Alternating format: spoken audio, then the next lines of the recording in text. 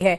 Operation नवजीवन के तहत एक साथ 25 नक्सली और 2 उग्रवादियों ने आत्मसमर्पण किया है। इनमें 7 इनामी नक्सली शामिल हुए हैं, जिन पर कुल 28 लाख रुपए का इनाम घोषित था। सरेंडर करने वालों में 9 महिला नक्सली भी शामिल हैं, जिनमें 2 पर इनाम था। और इससे पहले ऑपरेशन बुलबुल में 12 नक्सलियों ने हथियार छोड़े थे, लेकिन आज का सरेंडर अब तक का सबसे बड़ा माना जा रहा है।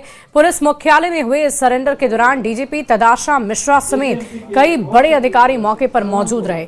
इससे केंद्रीय गृह मंत्री अमित शाह के नक्सलवाद मुक्त भारत मिशन की बड़ी सफलता मानी जा रही है। तस्वीरें आपको दिखा रहे हैं, बदल रही है झारखंड की तस्वीर और समाज की मुख्य धारा में नक्सलियों के लौटने पर इनका स्वागत किया जा रहा है। गृह मंत्री अमित शाह के आह्वान का असर है और लाल आतंक के ताबूत में ये आखिरी कील नजर आ रही है। झारखंड में लाल आतंक अब खत्म हो जाएगा। पहले 12 और आज 25 नक्सलियों का सरेंडर हुआ है और इसकी तस्वीरें इस वक्त आपको स्क्रीन पर दिखा रहे हैं। तो समाज की मुख्य धारा में लौटने पर इन लोगों का स्वागत। रांची की ये तस्वीरें गृह मंत्री अमित शाह के आह्वान का असर, और ये तस्वीर आपकी टीवी स्क्रीन पर आपको दिखा रहे हैं। और देखिए आप कैसे ये नक्सली सरेंडर कर रहे हैं। इनमें 9 महिला नक्सली भी शामिल हैं, जिन्होंने आज सरेंडर किया है। 25 नक्सलियों का एक साथ सरेंडर, और इनके हथियारों को आप देख सकते हैं। हथियार के साथ इन्होंने सरेंडर किया। झारखंड के लिए और झारखंड पुलिस के लिए यह एक अविस्मरणीय दिवस है, जहां हम लोग हमारे भटके हुए साथियों को, झारखंड वासियों को पुनः मुख्य धारा में स्वागत कर रहे हैं।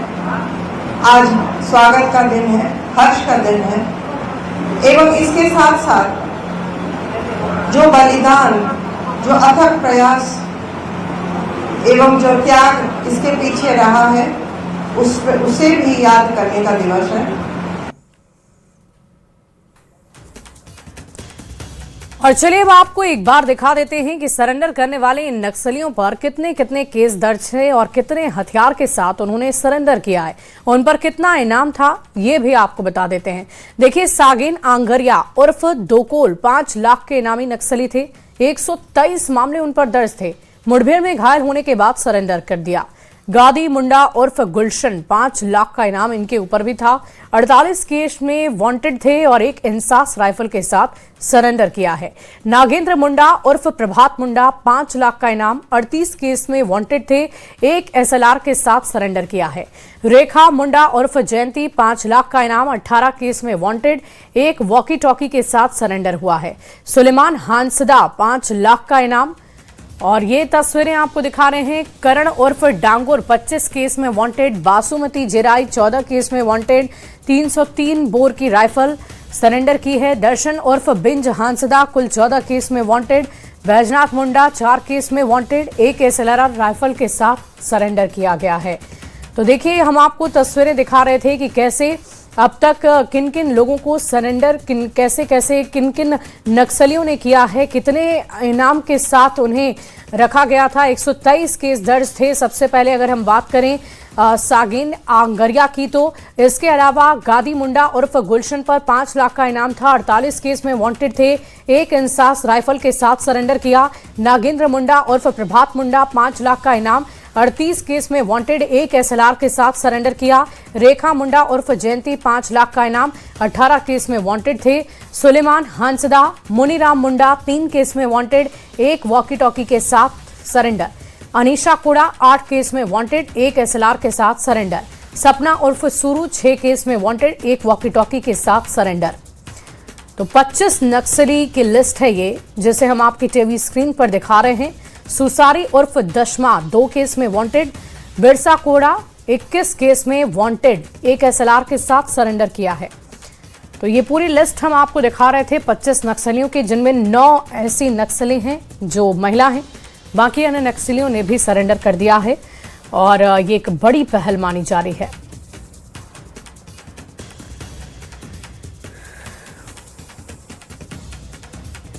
इस बीच जमशेदपुर से एक बड़ी खबर आ रही है, जहां के सोनारी थाना में देर रात हंगामा हुआ।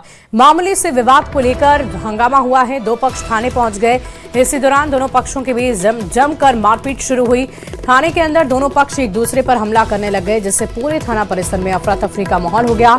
इस हंगामे को बढ़ते देख बड़ी संख्या में पुलिस बल को बुलाया गया। थाना प्रभारी ने हल्का बल प्रयोग करते हुए मामले को शांत कराया और सभी को थाने से बाहर निकाल दिया।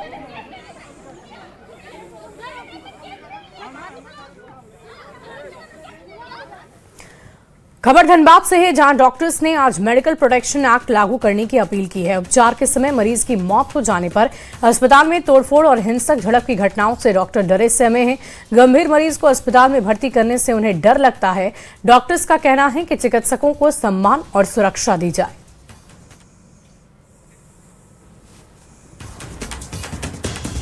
मेडिकल प्रोटेक्शन एक्ट की मांग की जा रही है डॉक्टर्स की तरफ से, और ये पूरा मामला हम आपको बता दें, मरीज की मौत के बाद हंगामा का मामला है।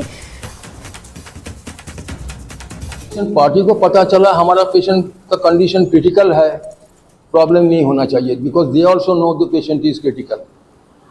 क्रिटिकल मतलब है कुछ भी रिजल्ट हो सकता है। कुछ पेशेंट का पार्टी है, उन लोगों ने नहीं जानते हैं उनका पेशेंट का कंडीशन क्रिटिकल है कि नहीं। उन लोगों ने सोचते ठीक है अस्पताल में ले आया है, अभी हमारा पेशेंट डॉक्टर लोग का हाथ में दे दिया, the result will be good, it may not be good. कई बार ऐसा होता है कि मरीज की स्थिति ऐसी होती है या मरीज की बीमारी की गंभीरता इतनी ज़्यादा होती है या मरीज अस्पताल में देर से पहुंचता है, जिसके कारण मरीज को सारी उपचार करने के बावजूद हम लोग मरीज को बचाना संभव नहीं होता। जल्दी से जल्दी मेडिकल प्रोटेक्शन एक्ट को लागू कीजिए। अगर हम ही नहीं रहेंगे, हम ही डरेंगे तो मरीज का इलाज कौन करेगा? हम ही अगर डर जाएंगे पेशेंट से तो इलाज कौन करेगा? और देखिए, स्वर्गीय दुर्गा सोरेन की पुण्यतिथि पर मुख्यमंत्री हेमंत सोरेन ने श्रद्धांजलि अर्पित की है। पूर्व विधायक स्वर्गीय दुर्गा सोरेन राज्य के आंदोलन के अग्रणी नेता रहे हैं। स्मारक स्थल पर पहुंचकर हेमंत सोरेन ने श्रद्धांजलि अर्पित की है। इस अवसर पर राज्यसभा सांसद महुआ माझी, जेएमएम के केंद्रीय महासचिव विनोद पांडे और सुप्रियो भट्टाचार्य भी उपस्थित रहे। इन लोगों के बदौलत आज हम लोगों ने एक बहुत बड़ी मंजिल पाई, अलग राज बना। कई सारे हमारे बड़े भाई दुर्गा सोरेन जी जैसे कर्मठ युवा नेता हम लोग के पार्टी और संघर्ष के में साथ रहे, और उन सभी लोगों के शहादत और संघर्ष के बदौलत आज ये राज है। हमें गर्व है अपने इन नेताओं पर। और देखिए, झारखंड की सियासत में इन दिनों सत्ता के भीतर सब कुछ ठीक होने की चर्चा तेज हो गई है। कहा जा रहा है कि सब कुछ ठीक होना चाहिए, लेकिन वो है नहीं। कांग्रेस और जेएमएम के रिश्तों को लेकर सवाल लगातार उठ रहे हैं। कहीं बयानबाजी, कहीं अंदरूनी नाराजगी और कहीं राजनीतिक दबाव की चर्चा हो रही है। और ऐसे में सवाल है कि क्या वाकई गठबंधन में दरार पड़ चुकी है या फिर ये सिर्फ चुनावी रणनीति का एक हिस्सा है। इस रिपोर्ट को आप देखिए। हुई है, उससे यहाँ पर जितने लोग बैठे हैं उन सबको समझ में आ रहा है कि हमको किस रूप में काम करना है। जो 2 दिन में चर्चा होगी तब उसके एक आउटकम अच्छा निकल के आएगा। हमारा विश्वास है अच्छे ढंग से राज्य काम कर रहा है। जो नया एक्ट आया है उसके तहत में यूनिवर्सिटी सर्विस कमीशन भी आ गया है। अब उसको धरातल पे उतारना है, 2 से 3 महीने के समय लगेगा। उसके बाद से रिक्रूटमेंट प्रोसेस, प्रमोशन प्रोसेस से बेहतर तरीके से काम करना है।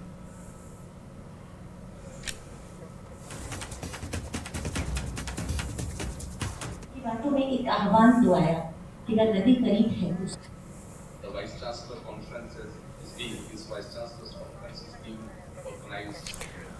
और देखिए, झारखंड की सियासत में इन दिनों सत्ता के भीतर सब कुछ ठीक नहीं होने की चर्चा तेज हो गई है। कांग्रेस और जेएमएम के रिश्तों को लेकर सवाल लगातार उठ रहे हैं। कहीं बयानबाजी, कहीं अंदरूनी नाराजगी और कहीं राजनीतिक दबाव की चर्चा। ऐसे में सवाल है कि क्या वाकई गठबंधन में दरार पड़ चुकी है या फिर ये सिर्फ चुनावी रणनीति का हिस्सा है। इस स्पेशल रिपोर्ट को देखिए। जेएमएम कांग्रेस गठबंधन में बढ़ गई दूरियां। सत्ता के भीतर सब कुछ ठीक है।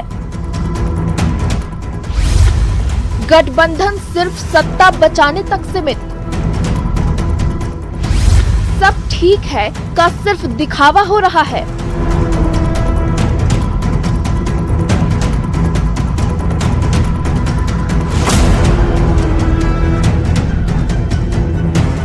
जी हां, झारखंड की सियासत में एक बार फिर हलचल तेज है। सत्ता के साथ चल रहे कांग्रेस और जेएमएम के रिश्तों को लेकर लगातार सवाल उठ रहे हैं। बयानबाजी, अंदरूनी नाराजगी और सीट शेयरिंग से लेकर नेतृत्व तक कई मुद्दों पर दोनों दलों के बीच दूरी की चर्चा हो रही है। अब बड़ा सवाल ये है कि क्या गठबंधन में सब कुछ ठीक है या फिर राजनीतिक मजबूरी के सहारे सरकार चल रही है, क्योंकि कांग्रेस और झारखंड मुक्ति मोर्चा के बीच की दूरियों का जिक्र यूं ही नहीं हो रहा है। इन दूरियों के पीछे कई तथ्य और हकीकत भी बताए जा रहे हैं। झारखंड बीजेपी तो इन दूरियों को बिहार के चुनाव के बाद की ही बता रही है। हेमंत सोरेन का जिस प्रकार से बेइज्जती, जेएमएम की बेइज्जती जिस प्रकार से बिहार में हुई, 2 सीट के लिए वो मोहताज थे कि मुझे बिहार में 2 सीट जेएमएम को दे दीजिए, 2 सीट नहीं दिया गया। पिछले दिनों में हुई घटना से समझिए कि जेएमएम और कांग्रेस के बीच दूरियों की बात क्यों सामने आ रही है। बिहार विधानसभा चुनाव में जेएमएम को गठबंधन के तहत सीट नहीं मिलना, असम विधानसभा चुनाव में जेएमएम का कांग्रेस के खिलाफ लड़ना, बंगाल के चुनाव में जेएमएम को ममता का समर्थन और कांग्रेस के खिलाफ प्रचार करना, अपनी ही सरकार के खिलाफ कांग्रेस ने जनहित के मुद्दे उठाए, राज्यसभा चुनाव के लिए जेएमएम का दोनों सीटों के लिए दावा, हेमंत सोरेन ने केरल और तमिलनाडु में कांग्रेस को सरकार बनने पर शुभकामनाएं नहीं दी। वो सारे मुद्दे ये दिखा रहा है कि कहीं ना कहीं कांग्रेस से जेएमएम का ठीक नहीं बन रहा है, और राज्य तो खैर यहाँ की पार्टी ही नहीं है, वो बिहार की पार्टी, उसको झारखंड की राजनीति से वैसे ही कोई लेना देना नहीं। हालांकि जेएमएम और कांग्रेस अपनी इस दूरी को नहीं मानते और दावा कर रहे हैं कि सरकार पूरी तरीके से मजबूत है और अगले 15 साल तक यही चलेगी।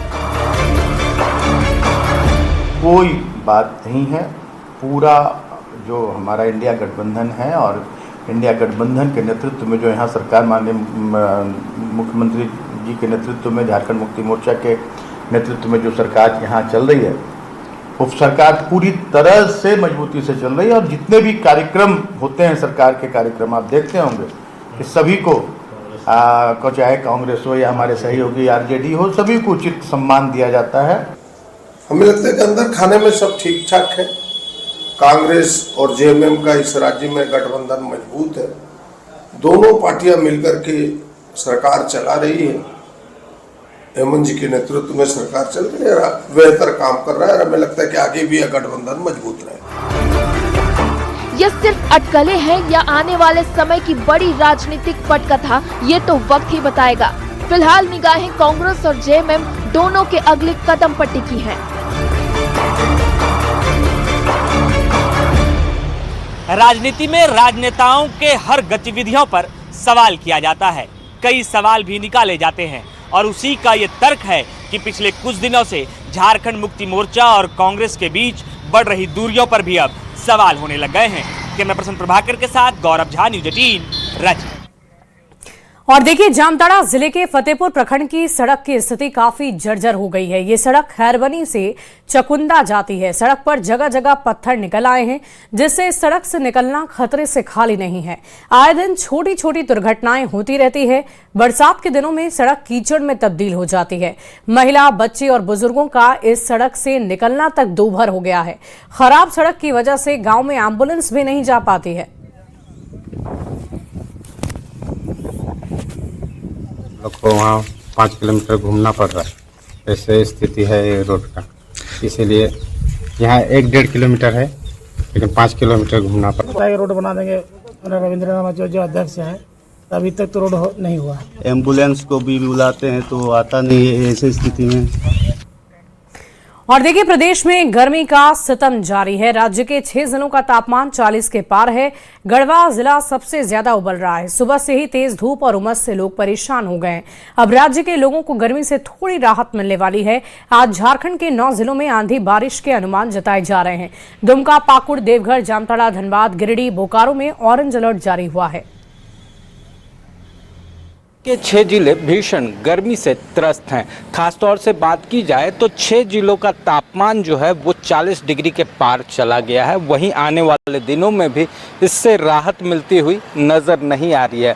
मौसम विभाग की माने तो आने वाले दिनों में बारिश, आंधी के साथ साथ उमस वाली गर्मी भी देखने को मिलेगी। सुबह से ही अगर बात की जाए तो तेज़ धूप और उमस से लोग परेशान हैं, लेकिन आने वाले दिनों में भी फिलहाल इससे राहत मिलती हुई नज़र नहीं आ रही है। हालांकि आज मौसम विभाग ने 9 जिलों के लिए अलर्ट जारी किया है, जिसमें कि आंधी बारिश के आसार जो हैं वो जताए गए हैं। ख़ासतौर से बात करें तो 23 से 25 तारीख में भी 11 ज़िले हैं जहां पर आंधी बारिश के आसार जो हैं वो देखने को मिल सकते हैं।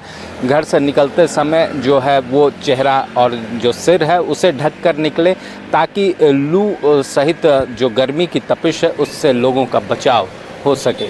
रांची से न्यूज़ 18 के लिए ओम प्रकाश। बढ़ते आगे, अगली खबर रामगढ़ से है, जहां भीषण गर्मी पड़ रही है। अधिकतम तापमान 41 के पार जा सकता है। गर्मी, तेज धूप और लू से लोग बेहद परेशान हैं। भीषण गर्मी और लू से रेल यात्रियों को भी बेहद परेशानी हो रही है। बरकाकाना जंक्शन से गुजरने वाली ट्रेनों में यात्री गर्मी की वजह से काफी परेशान नजर आए। गर्मी और लू के कारण रामगढ़ शहर में 10 बजे के बाद से सन्नाटा पसरा रहता है। डॉक्टर्स भी लोगों से बिना जरूरत के घर से बाहर निकलने की अपील कर रहे हैं कि आप जरूरत ना हो तो आप ना निकलें। और ये तस्वीरें भी हम आपको दिखा रहे हैं। चिलचिलाती धूप की वजह से रेलवे स्टेशन परिसर भी खाली पड़ा हुआ है। कहाँ जा रहे हो?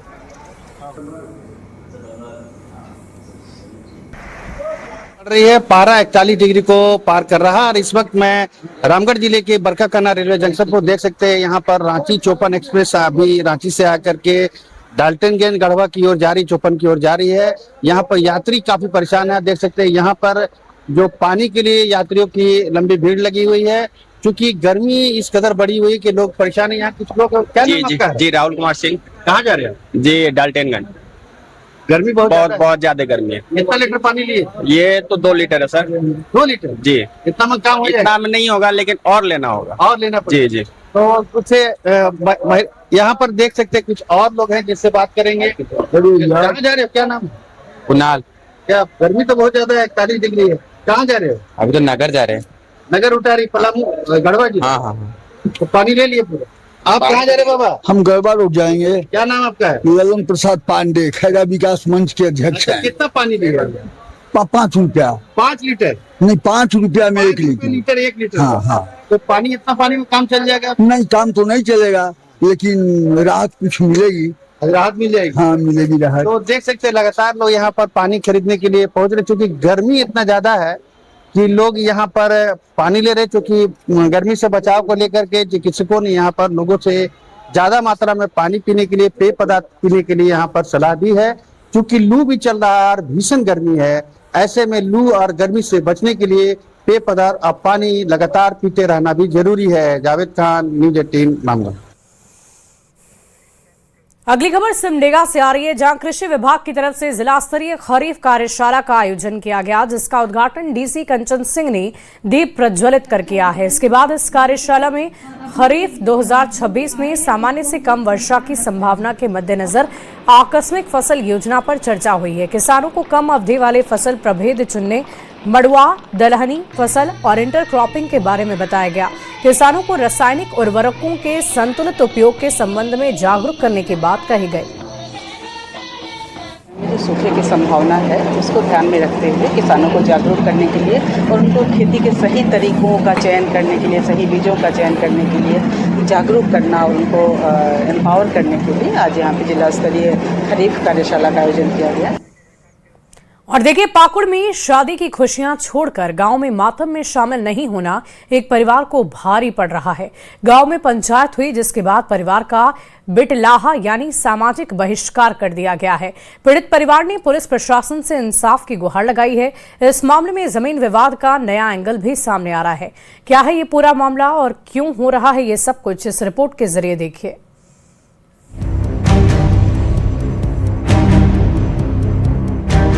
क्या किसी परिवार का इसलिए सामाजिक बहिष्कार हो सकता है कि घर में शादी का माहौल छोड़कर गांव में किसी की मौत पर अंतिम संस्कार में शामिल ना हो पाए?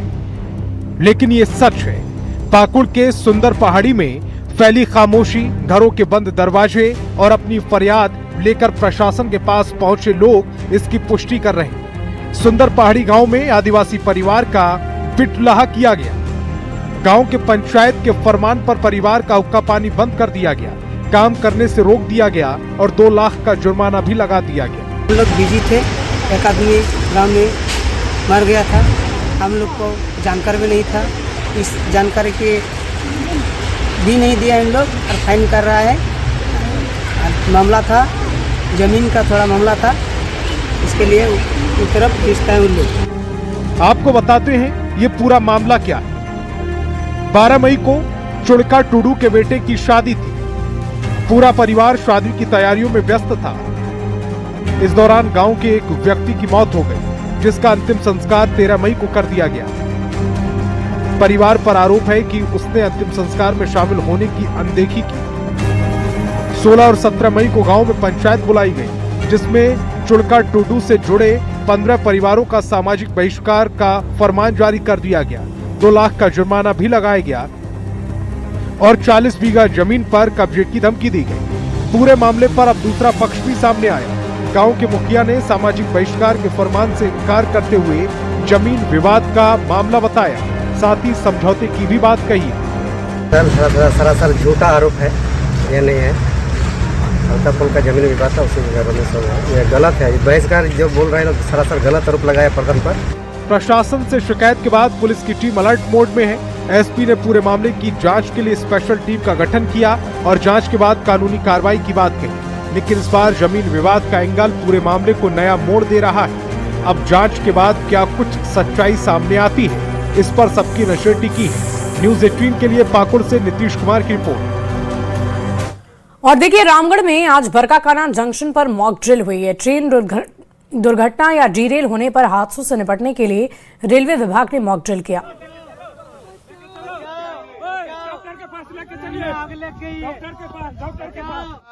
आपातकालीन स्थिति में यानी दुर्घटना होने की स्थिति में उससे निपटने के लिए मॉक ड्रिल का आयोजन बरकाकाना में किया जा रहा। देख सकते हैं ये बरकाकाना से पटना जाने वाली पलामू एक्सप्रेस है 13-347 और इसको डीरेल होने की यहाँ पर सजीव चित्रण किया गया है और दिखाया गया है कि यात्रियों को डीरेल होने की स्थिति में या दुर्घटना होने की स्थिति में किस तरह से रेस्क्यू करना है। इस मॉक ड्रिल में जीआरपी, आरपीएफ और रेलवे की मेडिकल की टीमें हिस्सा ले रही हैं। इसका प्रदर्शन यहाँ पर किया जा रहा है कि किस तरह से फंसे हुए यात्रियों को डब्बे से बाहर निकालना है, उन्हें सीपीआर देना है यानी फास्ट एड देना है, उसके बाद किस तरह से एम्बुलेंस के माध्यम से पास के अस्पतालों में पहुंचाना है। इसका यहाँ पर मॉक ड्रिल किया जा रहा है। फिलहाल एक यात्री जिनसे हम बात करेंगे, रेलवे द्वारा मॉक ड्रिल किया जा रहा है, कैसे देख रहे हैं? बहुत ही अच्छा है और यात्रियों की सुविधा के लिए जो आरपीएफ ने कदम उठाया बहुत ही अच्छा। फंसे हुए यात्रियों को डब्बे से बाहर निकालना है, अस्पताल तक पहुंचाना है और यहाँ फास्ट एड देना है, सीपीआर देना है, उसका यहाँ पर अभ्यास किया जा रहा है। ये रेलवे का सराहनीय प्रयास है। जावेद खान, न्यूज़ 18 रामगढ़। और यहाँ रुकेंगे।